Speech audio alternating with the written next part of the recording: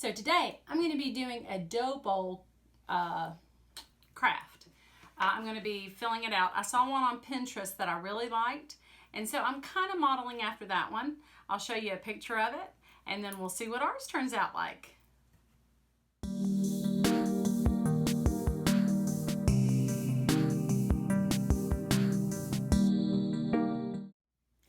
I have a funny story about my dough bowl. It was my grandmother's, and it was the one piece that I asked my uncle after she passed away if I could have it. My mom was one of 7 kids and grew up on a farm, so it saw plenty of use, and it actually has some little, I don't know if they're wormholes or what they are, but it's had a lot of use with it, and it just was a kind of a neat memory for me. It's an authentic dough bowl, not just one that is made to look like a dough bowl. It was really used for that. So when my uncle gave it to me, he proceeded, let me empty it out real quick. I wanted to show you some of the natural things that I like to use in it. He proceeded to write his last name, my grandmother's last name, and the year on it, where he got 1924 from. I have no idea, except for the fact that maybe that's the year they got married, my grandmother and granddad. I don't know. And he chose to do it in a Sharpie. So it kind of was like, well, okay then. But here's the deal. You can't see it when I'm using it. It does make me laugh. This uncle was single all of his life. He was a confirmed bachelor, and he's the uncle who would take us to the country store at 4 o'clock, knowing we were going to be eating dinner at 5 or 5:30. And he would get us a Coke and a candy bar, with instructions not to tell my grandmother. So I have a lot of fond memories of that uncle, and so it does make me laugh when I see the Sharpie on the bottom of it. He has since passed away.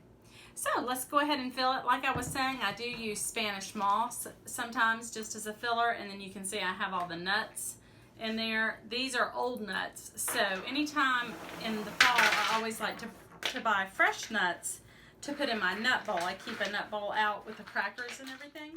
Any nuts that are left over, I just use them as decoration pieces. It just kind of fills in, and obviously nuts make you think of fall. So we'll put that as a base. And then another thing that, this was actually at my front door. I have 2 topiaries by my front door, and a sweet little birdie did a bird's nest in it, and I thought that is the sweetest bird's nest. It's little. I have several in my house. I just can't resist them, and I never can throw them away. I couldn't leave the bird's nest. It didn't have any eggs in it, so I did take it, and I thought I'm going to decorate with that, because you know sometimes people actually buy fake ones to decorate with, so I'm just decorating with the real one. And I can't wait to show you what I got to put in it. I ran into Hobby Lobby and got some things. I'm not sure what we're going to use. One of the things I got to at Hobby Lobby were these 3 metal words. So let me show you these. And I'll use them around either on mantles or I've got a secret palette school, so she might be getting one. But they say thankful. I wonder if you can see that. I might need to put light behind it or something. They say harvest. And then this one says welcome. So we may or may not use them in this, but I thought, well, those are super cute to decorate. And I've seen when people do their bowls, they tend to, they will sometimes put plaques or little words in there. So I thought, well, I can use that somewhere anyway. All right. I wanted to show you some of the things I got at Hobby Lobby for the dough bowl. I'm not going to use this, but I saw this green pumpkin and I really liked it. $11.99, and they were 40% off, so it was 40% off of that.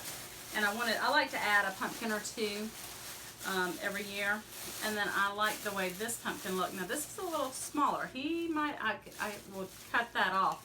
He could actually go in there, so we'll see on him. Like I said, I don't need the pick part of it, but I really like the pumpkins, and I had gotten some one year and then they sold out of them. So when I saw them this year, I thought, I know I want those, because I love the way the white pumpkins look. So,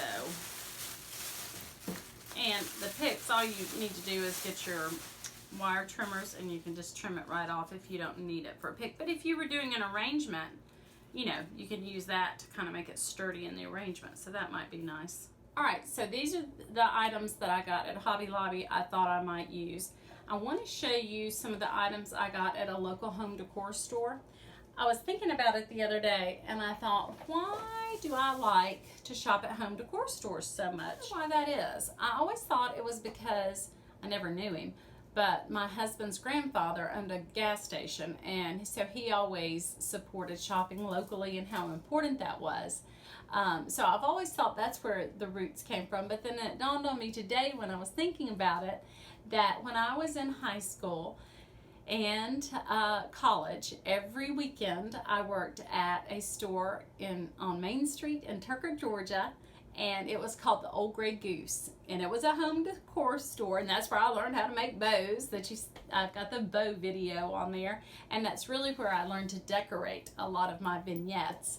And so I thought, you know, that Main Street store, I think that might be part of it too, as I enjoyed working there and getting to interact with people who were shopping locally. So that might be where some of the roots of that come from too. So there are times when I go to Hobby Lobby, I'm not going to spend $40 at a local shop when I can get it for $6 at Hobby Lobby.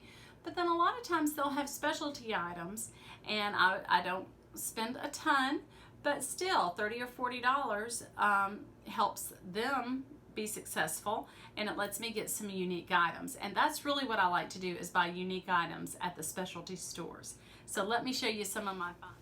It's one of my favorite stores. It's Home Furnishing Market, and she does all kind of online sales. I prefer to go in because I just like to see and touch things.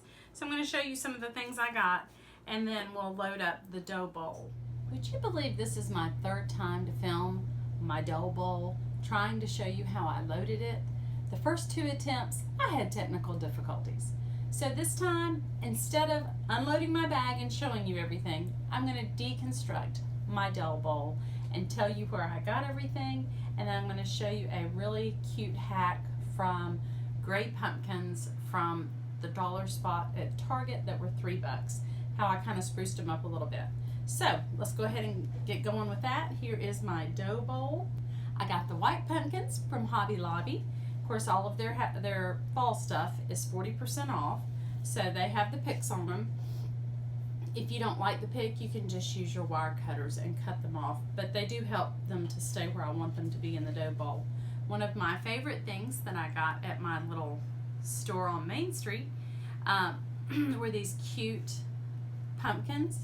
It's like pine straw, but it's a little thinner than pine straw, and I just loved them. They were only $1 a piece. So in my arrangement, I have 4 browns, and she only had 1 white, so I got the 1 white that she had. But aren't they just adorable? I got the sunflower from her store. She was doing a 15% off sale for all of her fall items, so it was $4.99, and then I got 15% off of that. Now, I probably could have gotten a similar one at Hobby Lobby, but it would have been a similar price, and I was already using my 40% off on my pumpkin that I got. So I went ahead and picked it up at her store. And then one of my favorite items that I got is this little iron birdie. Is he just not the cutest thing? That I put in my super duper cute nest that I told you a little birdie left in one of my topiaries outside. So there's my nest and my little iron bird. He was only $3.99. So that was a great deal on him. I didn't mind paying that at all. So I'm just going to reload everything. And here is the dough bowl. You could use, I also got this little gather sign. It was only $3.99 as well from her store. So we put it all in, and here you go. Now the other quick little tip I wanted to show you. I got these adorable gray pumpkins from Target Dollar Spot. It was a bag of 6 of them. I just loved the color gray. When I got them, what I didn't care for were the little tips. So when I got them, they looked like this, and I thought, all right, well that looks cheap to me. That I just didn't like it. I got these pumpkins, a bag of these at Hobby Lobby, and like I said, all their stuff was 40% off. I think they were $8.99. I'll put a picture of it, but I got 40% off of them. So this looks more real. It's got the little vine and that. So these don't bother me. This bothered me. So what I did, my hack for this one, was to simply pull this out. I went out to my yard and got a handy dandy stick, and I just broke off some pieces of it. Now on one of them, there was too much white showing. There's still a little bit of white on this one. And I just took a gray Crayola and just did gray on it. And here's the deal, guys. Nobody's going to know that you're using a Crayola marker. I use Sharpies like this all the time. But anyway, just to kind of get it so visually you don't notice the white. And then you can just stick the little wooden stem down in there. And it looks much more natural than our fake, what it originally came with. And then I put the gray ball that I got from the little home decor store. I've got the rocks from Dollar Tree in the bottom, so this is good and substantial and heavy. It won't tip over. I'm not quite sure where I'm going to use it. I might put it in one of the boys' rooms. Thanks so much for joining me. I hope you got some great ideas. Sorry I had to deconstruct instead of actually put it together for you. Some technical difficulties, but you know, isn't that how life goes sometimes? If you haven't subscribed to my channel, I'd love to have you subscribe and give me a thumbs up. Thanks again. We'll see you next time.